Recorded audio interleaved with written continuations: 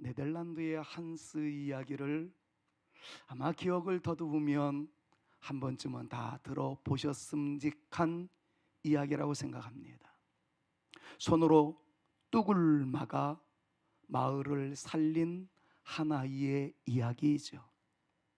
네덜란드의 한 소년인 한스 이야기라고 그렇게 제목이 붙여지기도 하였습니다.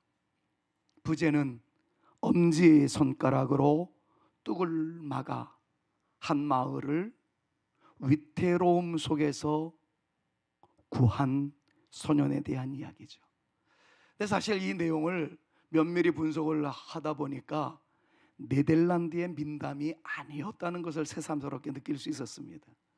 설교를 준비하기 위해서 몇 가지를 살펴보다 보니까 이것은 네덜란드에서 흘러내려오는 좋은 이야기가 아니라 미국 작가인 메리 메이프스 다치라는 분이 은빛 스케이트를 탄 한스 브링커라는 1865년에 쓴 소설의 한 미담거리로 이렇게 코테이션 한 내용이라는 것을 알게 되었습니다. 어쨌든 이 내용이 네덜란드에서 나온 얘기인지 미국 작가에 의해서 이야기된 것인지 별로 그건 중요하지 않습니다. 내용이 주는 교훈을 여러분들과 함께 나누고 싶습니다. 그 내용은 이런 것입니다. 어느 날 저녁 한 소년, 그 소년은 한스이겠죠. 아픈 아버지를 위해서 의사를 부르러 가는 길에 뚝을 지나가게 되었습니다.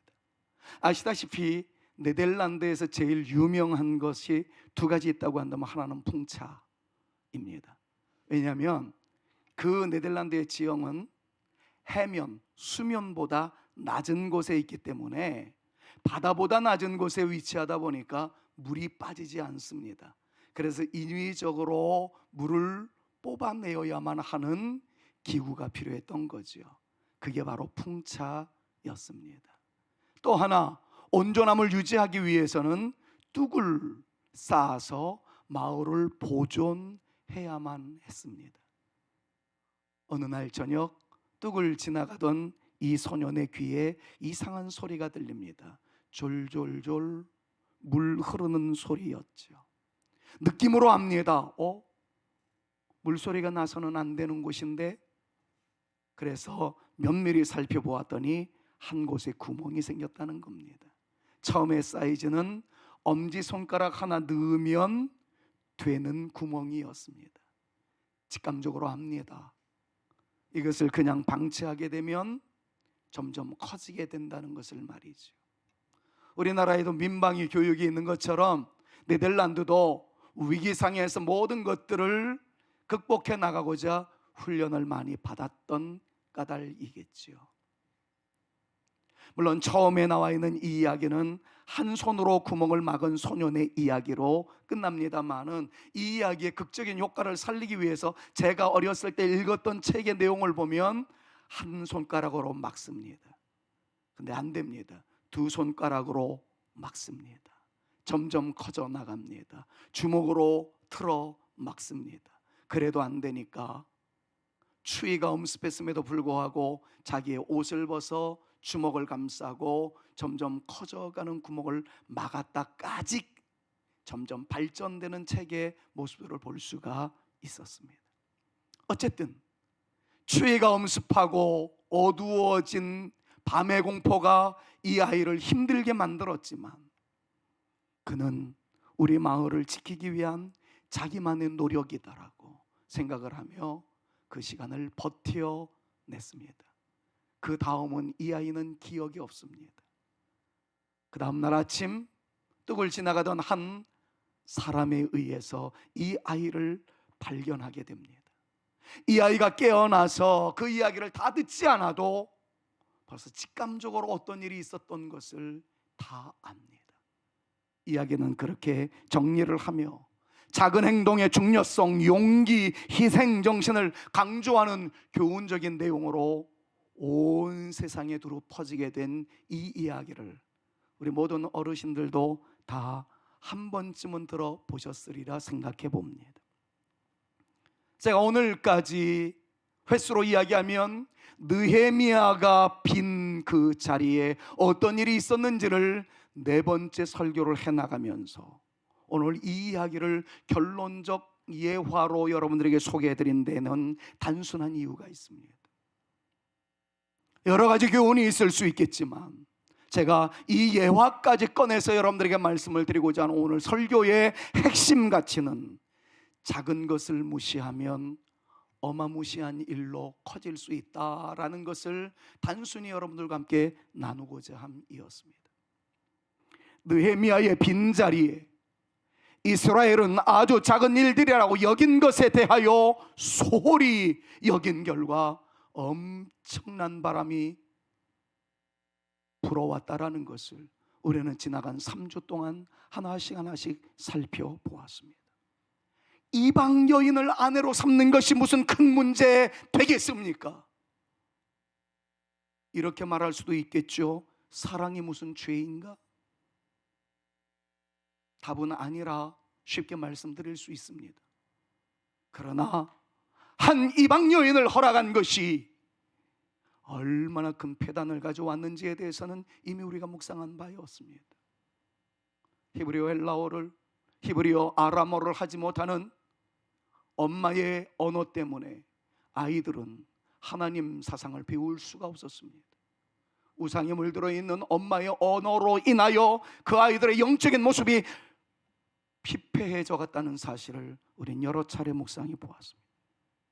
도비야 한 사람이 성전에 들어갔다라는 것이 무슨 큰 일이라고 가볍게 생각할 수가 있습니다. 단순하게 생각할 수 있는 일이라는 것 저도 부정하지 않겠습니다.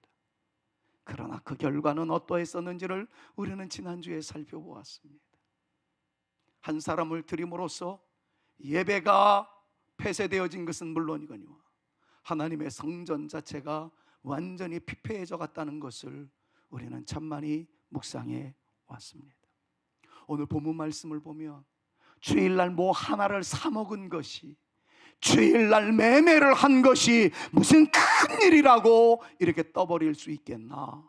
누군가는 이의를 제기할 수도 있으리라 충분히 저도 생각합니다. 그러나 오늘 본문 말씀은 잠시 후에 묵상해 보겠습니다만은 하나를 허락했더니 전체가 무너지는 소용돌이의 한복판에 이르게 된다는 것을 잠시 후에 우리는 마지막 결론으로 말씀을 묵상하게 될 것입니다. 희한해요. 무시할 수 있는 일인데 무시했던 작은 일이 어마무시한 큰 파도로, 엄청난 파장으로, 그러므로 인해서 완전히 본질이 무너지게 되어지고 희망이 전혀 보이지 않는 결과를 낳게 되더라 하는 것을 오늘 좀 묵상하게 됩니다. 이런 상황에서 느헤미야는 알고 있었습니다. 하나님의 은혜는 크다는 사실을 말입니다. 하나님의 은혜 없이는 살 수 없다는 것을 그는 깨닫습니다. 하나님의 놀라운 역사 없이는 승리할 수 없다는 것을 그는 마음속에 깊이 각인시킵니다. 그래서 이미 우리가 느헤미야 13장을 묵상을 하면서 여러 가지 크고 심각한 문제들을 거론했지만 마치 느헤미야는 그 문제의 거론함 속에서 알바기를 하듯 곳곳에 뿌려놓는 희망의 메시지를 우리에게 가르쳐 줍니다. 느헤미야는 문제만 거론하지 않았습니다. 문제가 거론되어지고 개혁을 이루어 나가기에 앞서 거기에다가 진짜 알바기처럼 심어놓은 말씀이 있었어요. 오늘 여러분들이 그 말씀을 좀 붙잡았으면 좋겠습니다. 1절부터 31절까지의 말씀을 다 묵상하기가 어렵지만 알바기처럼 스며드는 느헤미야의 간절함은 무엇이었을까요? 14절 말씀 다른 색으로 표시해 놨습니다. 내 하나님이여, 이 일로 말미암아. 자, 기도하는 심정을 담아서 빨간 글씨 선포하듯 외치겠습니다. 시작. 나를 기억하옵소서. 느헤미야는 알았어요. 크고 작은 모든의 일련 속에서 내가 어떤 일을 하든지 기억하시는 분이 계시는구나. 나를 바라보고 계시는 분이 있구나. 내 소망은 나의 자그마한 일에도 개혁의 역사를 이루어 나가든 큰 일에도 개혁의 전쟁의 바람을 일으키든지 간에 하나님이여 나를 기억하여 주옵소서. 하나님이 기억하시면 된다는 것을 느헤미야는 강조하고 있는 것을 보게 됩니다. 그리고 내가 행한 선한 일에 대해서 열매 맺게 해달라고, 수포로 돌아가지 않게 해달라고. 이 권세와 능력은 하나님께서만이 할 수 있는 일이기 때문에 하나님 도와달라고 간절히 간구하고 있는 것을 14절이 말씀하고 있습니다. 조금 더 나가면 22절에도 유사한 내용이나 또 다르게 표현하고 있는 느헤미야를 만나게 됩니다. 안식일을 거룩하게 지키라라는 교훈을 남기면서 빨간 글씨를 같이 한번 읽어봅시다. 나를 위하여, 시작. 나를 위하여 이 일도 기억하시옵고 주의 크신 은혜대로 나를 아끼시옵소서. 여러분, 같은 마음으로 옆에 있는 분들을 축복하겠습니다. 하나님을 향한 당신의 열정을 하나님께서 기억하실 겁니다. 서로에게 한번 축복합니다. 하나님을 향한 여러분들의 열정을 하나님께서 기억하실 것입니다. 이렇게 표현하고 있어요. 주의 크신 은혜대로 나를 아끼시옵소서. 이 말씀을 좀 원문에서 벗어나지 않도록 제가 재해석을 한다면 이것입니다. 주님의 은혜로 나를 감싸 안아 주시옵소서. 그거예요. 나를 아끼시옵소서. 그 말은 품어주시옵소서, 나를 감싸 안아 주시옵소서. 자, 옆에 있는 분들은 축복합니다. 하나님의 은혜로 하나님은 당신을 감싸 주실 겁니다. 서로에게 한번 축복합니다. 하나님의 은혜로 하나님은 당신을 감싸 안아 주실 것입니다.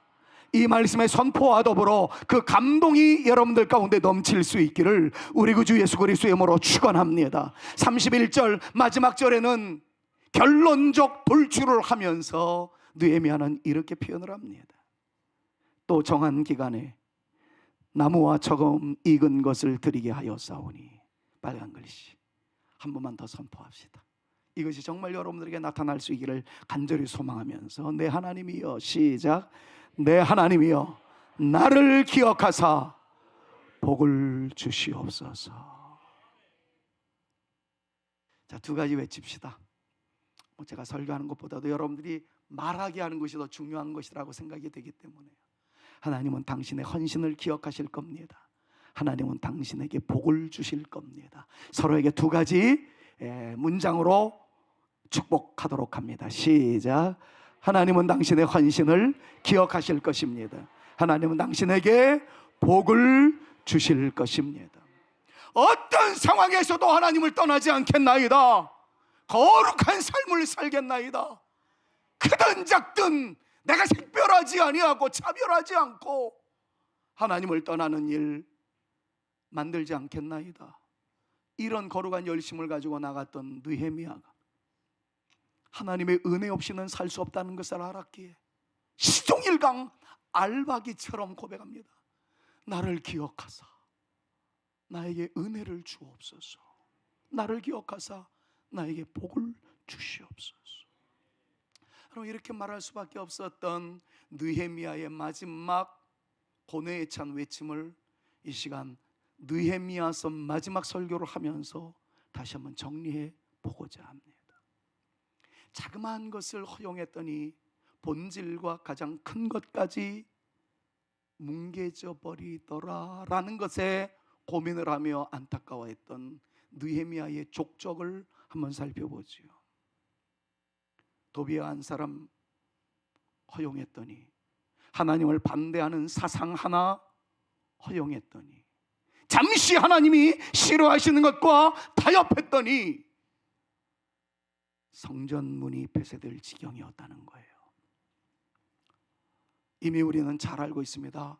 성전의 한 장소를 악인에게 내어주었더니 엄청난 파장이 일었는지를 말이죠. 지난주에 묵상했던 5절을 한번 다시 살펴봅니다. 도비야를 위하여 한 큰 방을 만들었다. 도비야는 사탄의 괴수, 하나님을 대적하는 사람이었다라는 것을 여러분 잘 알고 계십니다.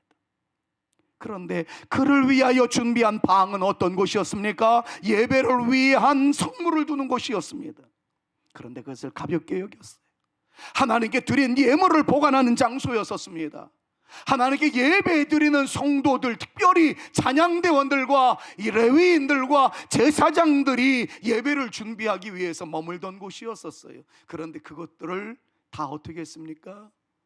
던져버리고 거기에 사탄의 앞잡이를 드렸다는 거죠. 우리는 지난주에 그것을 우리에게 적용했습니다. 여러분들의 마음 한복판에 정말 주의 말씀이 있습니까? 주님을 찬양하는 아름다운 찬양이 있습니까? 기도하는 거룩한 열정이 있습니까? 이 모든 것들을 다 내다버리고 다른 것들이 여러분들의 마음의 중심에 와 앉아 있을 때 그 마음의 좌소가 성전과 같은 그곳이다 폐쇄될 수밖에 없다는 것을 우리는 경각심을 가지고 말씀 묵상했었던 기억이 있지 않습니까? 예배의 본질이 무너지면 예배의 형식은 다 무너집니다. 반대로 말씀을 드리자면 예배를 위한 소박한 아름다운 하나하나가 무너지기 시작하면 하나님과의 관계에서의 이루어지고자 하는 예배의 본질마저도 다 무너지게 된다는 것을 잊지 마십시오. 하나님께 드린 예물을 보관하던 장소였었어요.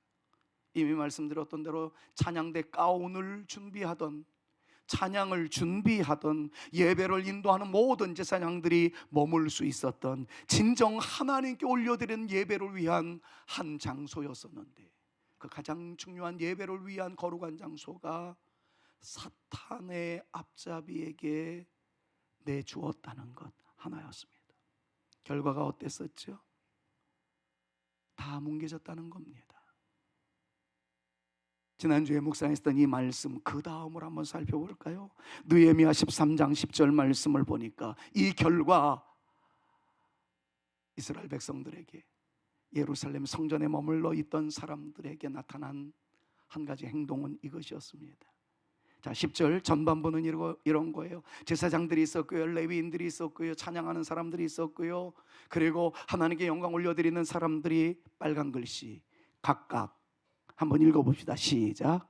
자기 밭으로 도망하였기를. 헌금이 드려져야 레위인들이 살지요. 예배를 위한 섬기미들이 그것으로 운영을 해나가지요. 평생을 온몸 바쳐 살아갔던 제사장들이 성도들의 이런 11조를 통해서 예배의 영광을 이어나가지요. 그런데 가장 중요한 그곳에 악인이 들어옴으로써 모든 것들이 다 뭉개져 버렸습니다. 그러자 그곳에서 예배하던 사람들이 오늘 생활비 안 주네? 어떻게 주의 일을 하라고 호구지책을 위해서 자기 밭으로 도망가기 시작합니다. 사랑하는 여러분, 저는 이 말씀을 통해서 먼저 이렇게 한번 소결론, 꼭지 결론부터 말씀을 드리고 싶어요.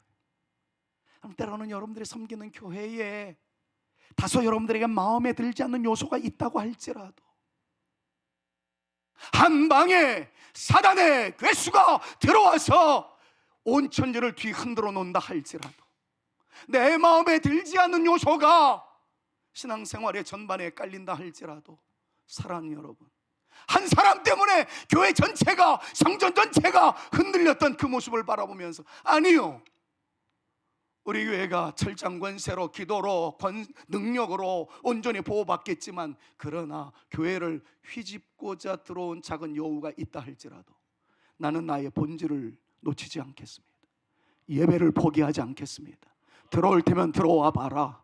우리 교회는 흔들리지 않는다. 강한 이 역사가 우리 사랑하는 성산교회는 반드시 나타날 수 있기를 우리 구주 예수 그리스도의 이름으로 축원합니다. 신천지 몇 사람이 들어오면 교회가 다 흔들린다는 거예요. 그래서 무너지는 교회가 많다는 겁니다. 그럼 한국교회의 현 주소입니다. 이 말씀이 바로 그 짝인 거죠.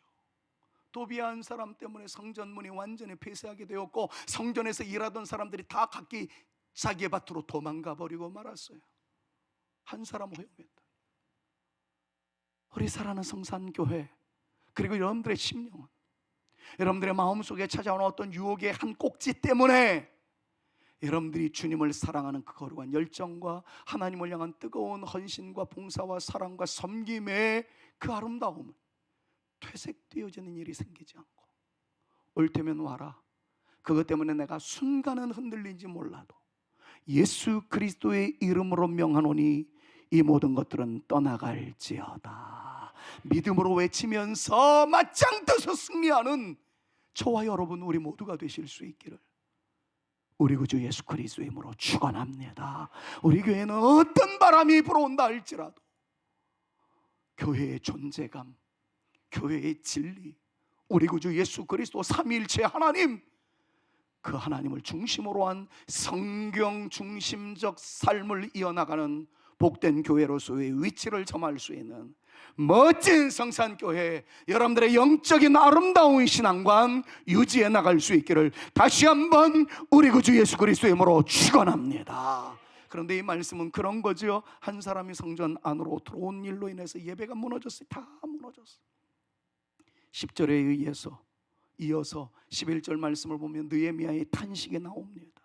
11절 방금 전에 봤죠. 자기 밭으로 도망하였단 말이죠.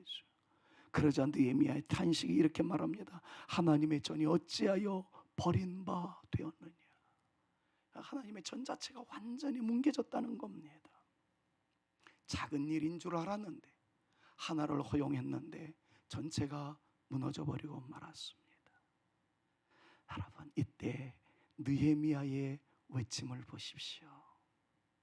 저의 외침이기도 하고 사랑하는 부모님들의, 사랑하는 자녀들을 향한 외침이기도 해야 됨을 깨닫습니다. 여러분, 지난주에 외쳤던 우리 두 가지 외침 기억하십니까? 도비아가 들어온 것에 대해서, 우리의 마음속에 휘집고 들어오는 모든 죄에 대해서 예수 그리스도의 이름으로 명하노니 떠나갈지어다, 나가라 하는 첫 번째 외침과, 그놈이 들어옴으로써 우리 안에 있었던 본질, 하나님 사랑하는 그 아름다운 신앙심, 이것이 바깥으로 튀어나갔었는데 다시 제자리로, 다시 그리로. 그래서 나갈 놈은 나가고 우리 안에 있는 더러운 것들은 나가고 있어야 할 그것은 제자리로. 이런 것들을 우리는 지난주에 묵상했습니다. 이 연장선상에서 오늘 외쳐야 할 외침 하나를 여러분들에게 소개합니다. 그것은 바로 11절에 나오는 느헤미야의 마지막 선포였었는데요. 다시 돌아오라, 다시 돌아오라. Come back home. 돌아와라, 돌아와라. 자, 11절 제가 하나님의 전이 이거 읽고 난 다음에는요, 여러분들이 도망갔던 레위 사람들을 불러 모아 다시 제자리에 세웠더니, 이 말씀에서 다시 제자리에, 이거를 캐치프레이즈처럼 외치셨으면 좋겠어요. 하나님의 전이 어찌하여 버린 바 되었느냐, 다시 제자리에. 이거예요. 이거 느헤미야가 정말 외치고 싶었던 거 다 뿔뿔이 흩어졌단 말이에요. 아무개 레위인이요, 아무개 장로님이요, 아무개 집사님이요, 아무개 권사님이요, 다시 제자리에. 권고한 내용하나 다시 제자리에. 여러분, 이것이 느헤미야의 외침이었습니다. 사랑하는 여러분, 여러분들에게 동일한 부탁을 드리겠습니다. 다시 제자리로 돌아와야 합니다. 예배의 자리로, 하나님을 경배하는 자리로, 하나님을 섬기는 자리로. 때로는 힘이 들고 어려워도, 피하고 싶은 일이 있었다 할지라도 다시금 하나님을 경배하는 그 자리로 돌아오십시오. 그 모습을 하나님이 기억하실 겁니다. 그 사람에게 하나님의 은혜가 넘칠 줄로 믿습니다. 마지막 정리하겠습니다. 오늘 본문 말씀을 보면 안식일을 범하는 사람이 있었어요. 주일날 매매하는 사람이 생겨났습니다. 그런데 느헤미야는 굉장히 불안해합니다. 자라보고 놀랐는지 솥구멍 보고 놀라는 느헤미야를 보게 됩니다. 느헤미야 13장 15절 말씀, 이하에 있는 말씀을 여러분들 꼭 기억하십시오. 길게 설명하지 않을게요. 이 말씀이 주는 흐름을 여러분들이 이해하시면 참 좋겠습니다. 15절 말씀 보니까 그때 내가 본즉 유다에서, 빨간 글씨, 누가 등장을 했어요? 크게 한번 해주실랍니까? 누구요? 어떤 사람이. 특정한 사람 아니에요. 어떤 위대한 사람도 아니에요. 정치인도 아니에요. 영향력을 미치는 사람도 아니에요. 그냥 어맨. 어라는 단어 하나는요, 한 사람이라는 것도 의미할 수 있지만 그냥 어떤 사람, 대수롭지 않는 사람을 이야기할 때 표현하기도 해요. 그냥 어떤 사람이에요. 어떤 사람. 주목해 보십시오. 어떤 사람들이라고 말하고 있지도 않아요. 그러니까 이 단어 하나만 놓고 본다면 한 사람일 수도 있고, 수에 넣어도 별로 대수롭지 않은 여타의 사람이라는 표현이 어떤 사람이라는 단어에 포함되어 있는 의미입니다. 근데 그 사람이 와서 하나님이 싫어하는 일들을 다 해요. 다 해요. 한 사람이 하는 것 보고 뭐 이렇게 긴장합니까? 사람이 좀 옹졸하지 말아야지, 대범해야지, 저 사람이 뭘 하겠어요. 여러분, 이렇게 생각할 수 있는 거예요. 여러분들의 마음속에 무언가가 하나 들어왔어요. 에이, 이 정도는 죄도 아니야, 괜찮아, 이렇게 생각할 무렵 그 다음에 파장되어지는 것들을 한번 보십시오. 그 어떤 사람이 어떻게까지 확장되어져 가는 줄 아세요? 13장 16절 말씀 보니까 다 뺍시다. 방금 전에 말씀드렸던 15절 어떤 사람이 16절에는 이렇게 표현됩니다. 빨간 글씨, 한 글자에 유념해 보셔야 돼요. 한 글자. 예루살렘에서 유다 자손에게 팔기로 그랬습니까? 예루살렘에서 도라고 했습니까? 여러분, 이 도라는 말의 개념이 얼마나 큰지 아세요? 한 사람, 어떤 사람에게 시작됐던 것이 예루살렘은 그래서는 안 되는 거예요.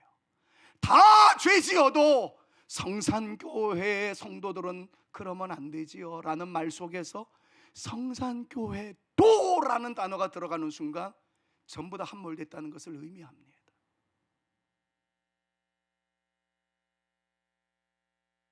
다른 사람은 그래도 너는 그러지 말았어야지. 여러분, 이런 말 속에서 너도라는 단어가 나타나게 되는 단어이지요. 어떤 사람이 등장을 했습니다. 그리고 질서를 뭉개뜨리기 시작했습니다. 결과 예루살렘마저도, 예루살렘 안에 살고 있었던 유다 자손들에게도 이 악 영향이 번지게 되었다 하는 것을 말씀을 하고 있는 것입니다.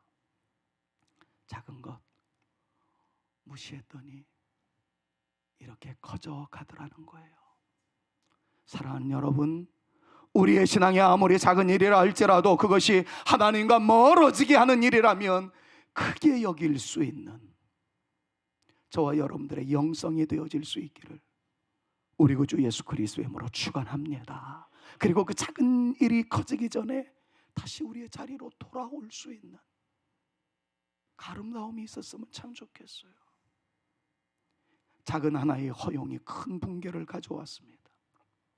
작은 것을 무시하지 마십시오. 자녀들의 하나의 불순종이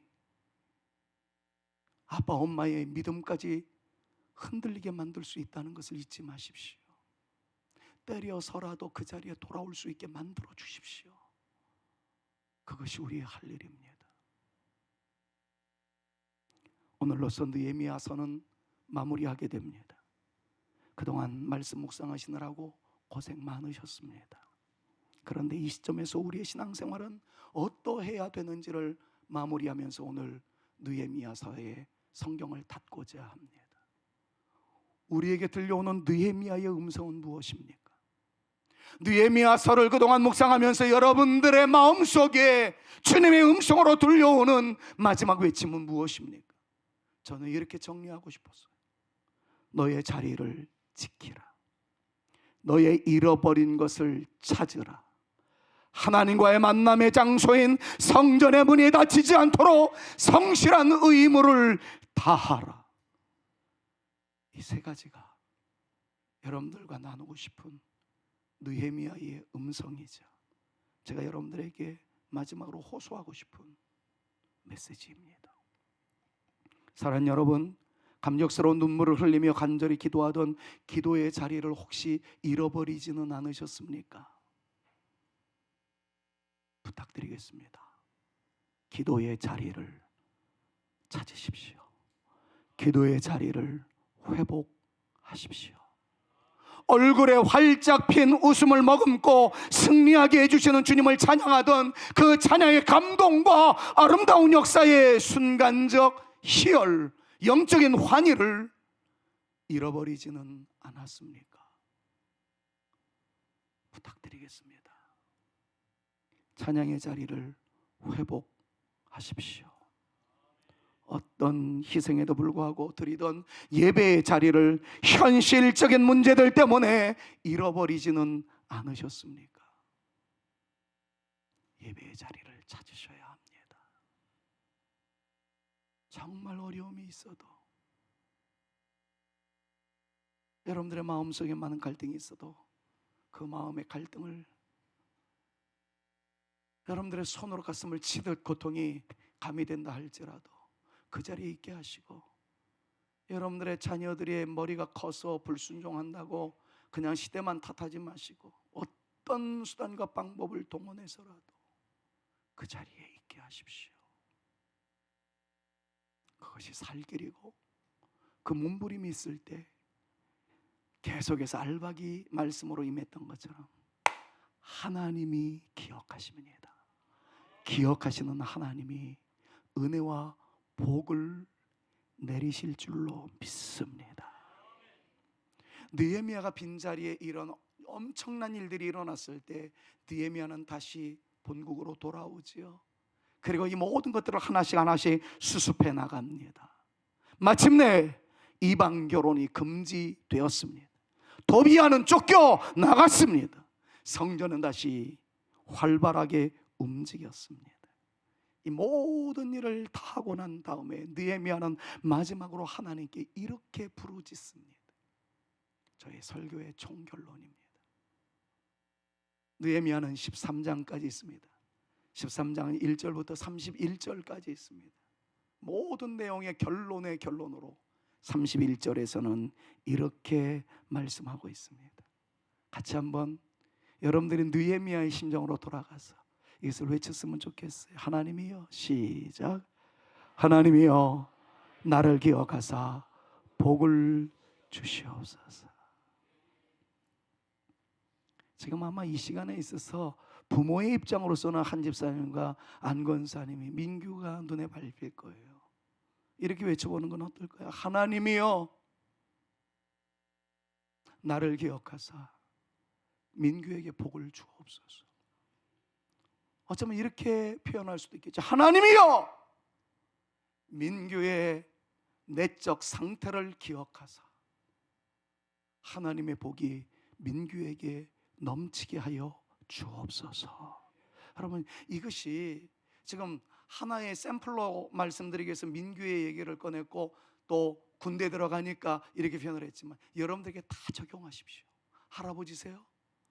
와, 손주의 이름을 불러가면서 하나님이여, 이 노인네의 부르짖음을 기억하사 내 손주에게 복을 허락하여 주시옵소서.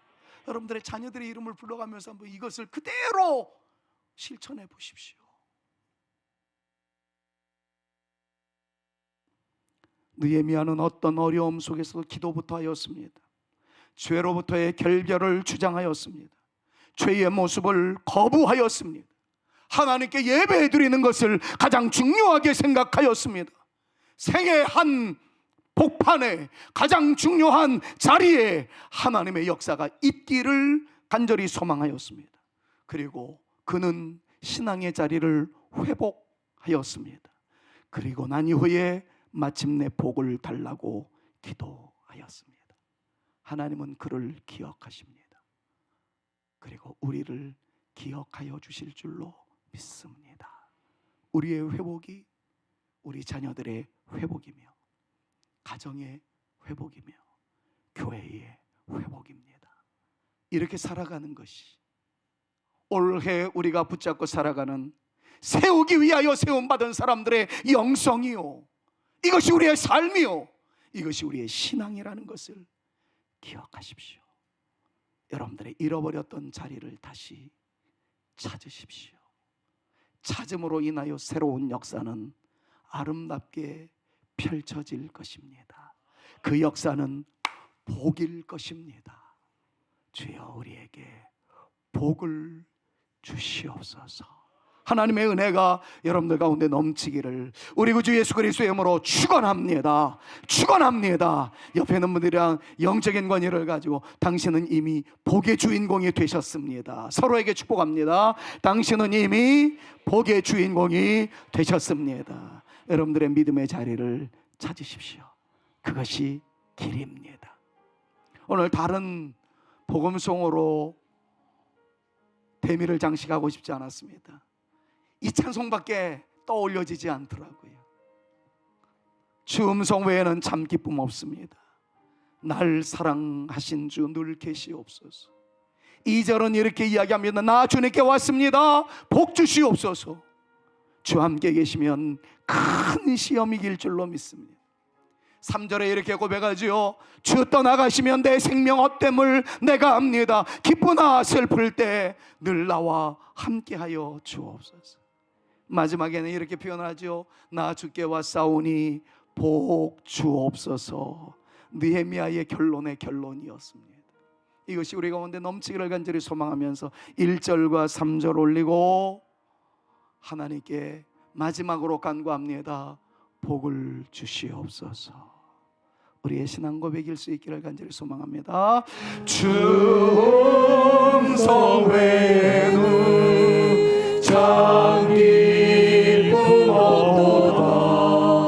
날 사랑하신 주 늘 주 떠나가시면 내 생명 헛되네. 주 떠나가시며 내 생명 헛되네. 기쁘나 슬플 때 늘 계시옵소서. 기쁘고 기쁘도다. 항상 기쁘도다. 나 주께 왔사오니 복 주옵소서. 나 주께 왔사오니 복 주옵소서. 나 주께 왔사오니 복 주옵소서. 하나님, 이 시간 우리 사랑하는 성산의 가족들이 우리 안에 있는, 우리 가정 안에 있는, 우리 교회 안에 있는 부정적인 요소에 대하여 예수 그리스도의 이름으로 명하노니 나갈지어다 선포하오니 하나님 우리에게 역사하여 주시옵소서. 잃어버렸던 모든 것들을 다시 찾고자 내 영혼의 주의 충만함이, 우리 가정 가운데 주의 충만함이, 우리 교회 가운데 주의 충만함이 나타나길 위하여 오소서 구하오니 우리 가운데 잃어버렸던 모든 것들을 찾는 놀라운 역사를 허락하여 주시옵소서. 이 시간 오늘 말씀을 묵상하며 제자리로 돌아가고자 하는 거룩한 열정을 마음에 품사오니 우리를 기억하사, 우리 자녀들을 기억하사, 우리 교회 모든 성도들의 하나님을 향한 거룩한 몸부림을 기억하사 복을 주시옵소서. 은혜를 주시옵소서. 역사를 펼쳐 주시옵소서. 느헤미야의 영성을 가지고 우리 모두가 이렇게 기도하며 나가오니 하나님 하늘문이 열려지게 하여 주옵시며 하나님의 거룩한 역사가 우리 가운데 넘치게 하여 주옵소서. 예수 그리스도의 은혜와 하나님의 사랑과 성령의 교통하심이 느헤미야의 외침처럼 나의 신앙의 본질로 여기고 잃어버린 모든 것들을 찾으며 하나님께 영광 올려 드림에 따라 임하시는 복을 마음껏 누리되 쓰며 베풀며 또 다른 영향력을 미치는 내 인생 되기를 원하오니 우리를 사용하여 주옵소서. 간절하게 간구하며 돌아가는 주의 택한 자녀들 머리 위에, 우리 사랑하는 성산교회 위에 이제로부터 영원토록 함께 있을지어다. 아멘.